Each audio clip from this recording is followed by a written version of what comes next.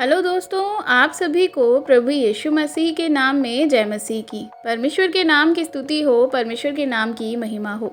एक बार फिर से मैं आप सभी का स्वागत करती हूँ मेरे एक और नए वीडियो में। दोस्तों, आज के इस वीडियो में मैं आपको ये बताऊंगी कि पाप की सज़ा क्या होती है और क्या हम पाप की सज़ा जो हमें मिलती है, अगर हम पश्चाताप नहीं करेंगे पाप का तो क्या हो सकता है और पाप से हम कैसे बच सकते हैं या इसका क्या उपाय है। तो इन सब के बारे में आज मैं आपको गहराई से बताऊंगी, इसलिए इस वीडियो को पूरा ज़रूर देखिएगा, स्किप मत करिएगा। पाप एक ऐसी चीज़ है जो हर एक इंसान से होती है। ऐसा कोई इंसान नहीं है इस पृथ्वी में जिसने कोई पाप ना किया हो, चाहे छोटा पाप हो या चाहे बड़ा पाप हो, सबने पाप किया है। लेकिन गलती कहाँ हो जाती है जब हम पाप करते हैं, और कई बार ऐसा होता है कि हम खुद से उससे आज़ाद नहीं हो पाते हैं, यानी कि उसमें फंसे ही रह जाते हैं और हम चाहते तो हैं छुटकारा पाना, लेकिन हम उससे छूट नहीं पाते हैं क्योंकि वह पाप के हम गुलाम बन चुके होते हैं और बार बार ना चाहते हुए भी हम उस पाप को करते हैं और हमसे वो हो जाता है। चाहे वो कोई भी प्रकार का पाप हो सकता है झूठ बोलने का पाप हो या गलत विचार आने का पाप हो या फिर किसी को गलत बातें बोलने का पाप हो या चोरी करने का पाप हो या हत्या करने का पाप हो, कुछ भी पाप हो सकता है। कई बार हम इन पापों को हर बार लगातार करते रहते हैं और हम सोचते हैं कि हम जो है इससे आज़ाद क्यों नहीं हो पा रहे हैं, क्योंकि हम सच्चे मन से, सच्चे हृदय से पश्चाताप नहीं करते हैं। जी हाँ मेरे प्रियो, परमेश्वर के पास हम सच्चे मन से नहीं जाते हैं या जा कर के पश्चाताप हम नहीं करते हैं। यदि हम परमेश्वर के पास सच्चे मन से जा कर के पश्चाताप करेंगे तो परमेश्वर हमें माफ़ ज़रूर करेंगे। तो हम लोग क्या करते हैं कि जब भी हमसे कोई पाप हो जाता है जो अब हमारे मन में लगता है कि परमेश्वर हमें माफ़ नहीं करेंगे, लेकिन ऐसा नहीं है। परमेश्वर दयालु हैं, वह हम सभी के गुनाहों को माफ़ करने वाले परमेश्वर हैं। अगर हम सच्चे मन से उनके पास जाएंगे और अपने गुनाहों के लिए पश्चाताप करेंगे, लेकिन हम लोग अपने पापों से पश्चाताप करना ही नहीं चाहते हैं। ये सोचते हैं कि हम अपने मन में कि जो आज हमने पाप किया है हो सकता है उसकी हमें माफ़ी शायद मिले ही ना, या हमारे मन में है कि आज पाप कर लेते हैं या अभी कर लेते हैं, बाद में माफ़ी तो मांग ही लेंगे।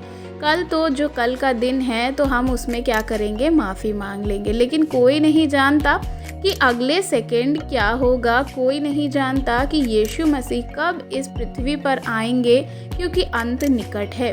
कभी भी इस पृथ्वी का अंत हो सकता है। अगर आज भी आप भी ये सोचेंगे कि मैं बाद में पश्चाताप कर लूँगा या करूँगा, तो हो सकता है कि आपको बाद में पश्चाताप करने का मौका ही ना मिले और फिर आपको नर्क में डाल दिया जाए, नर्क के दलदल में आपको रख दिया जाएगा। तो ज़रूरी क्या है कि आप इसी वक्त पापों से पश्चाताप करें। अब अगर आपने कोई गलती की है, हो सकता है कि आपसे कोई पाप हो गया हो, कैसा भी पाप हो, आपने अगर कर दिया है तो उससे आप माफ़ी मांगिए, परमेश्वर आपको माफ़ ज़रूर करेंगे। आपके ऊपर जो आपका बोझ होगा वह उस आप से हटा लेंगे। लेकिन ज़रूरी क्या है, माफ़ी मांगना। अब आपके मन में चल रहा होगा कि अगर हम गलती कर दी है तो क्या उस गलती की सज़ा हमें मिलेगी? तो इसका उत्तर है हाँ, हर गलती की सज़ा मिलती है, चाहे आप छोटी गलती करें या बड़ी गलती करें। आप जो भी गलती करेंगे उसकी सज़ा इस पृथ्वी पे आपको भोगना ही पड़ता है। कई बार लोग सोचते हैं कि हमने तो ये एक ही ज़िंदगी मिली है, जब मृत्यु हमारी हो जाएगी उसके बाद देखा जाएगा कि सज़ा हमें मिलेगी या नहीं मिलेगी। लेकिन परमेश्वर न्याय करता है, परमेश्वर है और वह हर एक लोगों को सज़ा भी देता है। और ऐसा नहीं है कि कोई भी उसके दंड से या उसकी सज़ा से बच सकता है, ऐसा कोई भी व्यक्ति नहीं है। हर पाप की सज़ा मिलती है, लेकिन इसमें होता क्या है कि जो बड़े बड़े पाप होते हैं, जैसे कि हत्या हो गया, व्यभिचार हो गया या और इस प्रकार के अन्य पाप हो गए, जिसमें अगर आप गिर जाते हैं या व्यभिचार में आप गिर जाते हैं तो आपको उसके लिए एक रास्ता बनाया जाता है, यानी कि एक रास्ता बन जाता है जो आपको नरक तक की लेकर के जाता है। मतलब इसकी सज़ा तो मृत्यु ही होगी, इससे आप नहीं बच सकते। लेकिन अगर आप जो है इसकी माफ़ी मांग सकते हैं या माफ़ी मांगते हैं, अगर आपसे गलती हो गई है, तो बाइबल जब आप पढ़ेंगे तो वचन में इस प्रकार से लिखा है कि पाप की मजदूरी तो मृत्यु है। इसमें क्या होता है कि मैं आपको समझाती हूँ। उदाहरण के द्वारा अगर कोई व्यक्ति है, उसे परमेश्वर ने 50 साल तक की ज़िंदा रहने के लिए दिए हैं, लेकिन अगर वो व्यक्ति बार बार पाप में गिरता है और वह पाप छोड़ भी नहीं पा रहा है और पश्चाताप भी नहीं कर रहा है और पापों से मन भी नहीं फिरा रहा है, इस वक्त क्या होता है कि पाप का बोझ उस व्यक्ति के ऊपर आता जाएगा और एक तरह से वह बिल्कुल उस पाप के बोझ के तले दब जाता है। और जब पाप हमारे जीवन में होगा तो शरीर में बीमारियां, दुष्ट के काम और जो दुष्ट आत्मा कार्य करती हैं, वो सारी चीज़ें हमारे जीवन में आ जाती हैं। यही कारण है, इसलिए आपको क्या करना है, इन सारी चीज़ों से बिल्कुल दूर होना होगा। अब क्या होता है कि जब आपके ऊपर पाप का बोझ आ जाता है तो जो उसकी मृत्यु की उम्र जो 50 साल की होती है, वह धीरे धीरे उसके पास आती है, यानी कि मृत्यु आपके पास आ जाती है और वो 50 साल तक की ज़िंदा रहने का जो समय होता है वह सिर्फ 30 या 35 साल तक ही बचता है।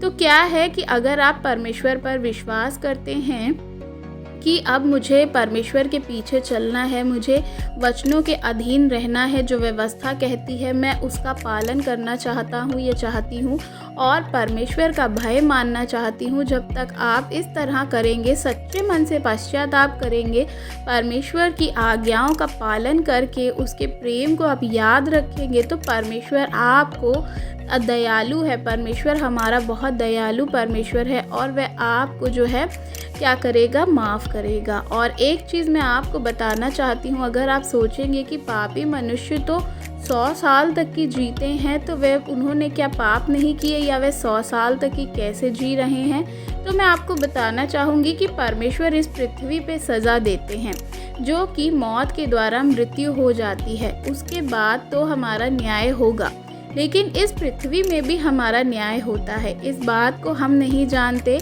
तो क्या होता है कि जब आप बहुत ज़्यादा पाप कर देते हैं, कई बार परमेश्वर का क्रोध इस प्रकार से भड़कता है उनके ऊपर कि परमेश्वर आपको मौत भी नहीं देंगे और 100 वर्ष तक भी आप जीवित रहेंगे और पाप भी करते रहेंगे, लेकिन परमेश्वर आपको बहुत दुख, संकट, कष्ट देंगे। क्यों? क्योंकि आपने पाप किए हैं और उसकी सज़ा आपको झेलनी ही पड़ती है। एक तरह से 100 वर्ष तक की जीने के बाद भी आप श्रापित ठहरेंगे, लेकिन अगर आपने अपने पापों से मन फिरा लेते हैं, परमेश्वर के पीछे हो लेते हैं, तो आपको परमेश्वर दीर्घायु से तृप्त करेंगे और वे आपको जो है किसी भी प्रकार का श्राप आपके ऊपर नहीं रहेगा। चाहे आप 100 वर्ष तक की जी लें तो भी आप क्या होंगे, किसी पे आश्रित नहीं होंगे, श्रापित नहीं होंगे।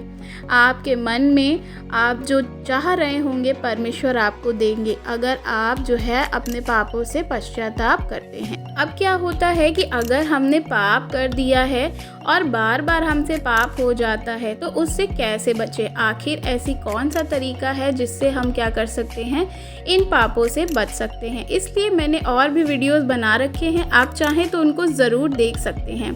तो मैं आपको बताना चाहूँगी कि जब आप परमेश्वर के लोगों से संपर्क में रहेंगे, उनसे कनेक्टिव रहेंगे या उनसे बात करते रहेंगे, जो धर्मी लोग हैं, याजक लोग हैं, नबी लोग हैं, इन सब से अगर आप कनेक्ट रहेंगे, चर्च जाएंगे, अपने पास्टर से जुड़े रहेंगे, वे आपके लिए प्रार्थना करेंगे, तो इस तरह से आपके ऊपर के जो बोझ होंगे वह हट जाएंगे। प्रार्थना करके आप उसके साथ अगर जुड़े रहते हैं, आप प्रार्थना उस विषय के लिए कंटिन्यू करते हैं, तो परमेश्वर जो है, पवित्र आत्मा आपकी मदद करता है। जो पाप आप ना चाह कर भी बार बार अगर कर रहे हैं, तो आप पवित्र आत्मा से कहें कि पवित्र आत्मा मेरी मदद करे, और पवित्र आत्मा आपकी मदद करेंगे। और उनके साथ ऐसे लोगों के साथ जो क्या करते हैं, परमेश्वर की संगति में रहते हैं, आपको भी उनके साथ रहना बहुत ज़रूरी है अगर आप पाप से बचना चाहते हैं। तो आशा करती हूँ कि आपको जो कुछ भी मैंने आज इस वीडियो में बताया है वो बिल्कुल आपको समझ में आया होगा और परमेश्वर आपको इन वचनों के द्वारा आशीष दें। अगर आपको वीडियो अच्छी लगी हो तो वीडियो को लाइक ज़रूर करिएगा। चैनल पे नए हों तो सब्सक्राइब करना बिल्कुल भी मत भूलिएगा। कमेंट में आप हमें अपनी राय बता सकते हैं। God bless you. जय मसीह की।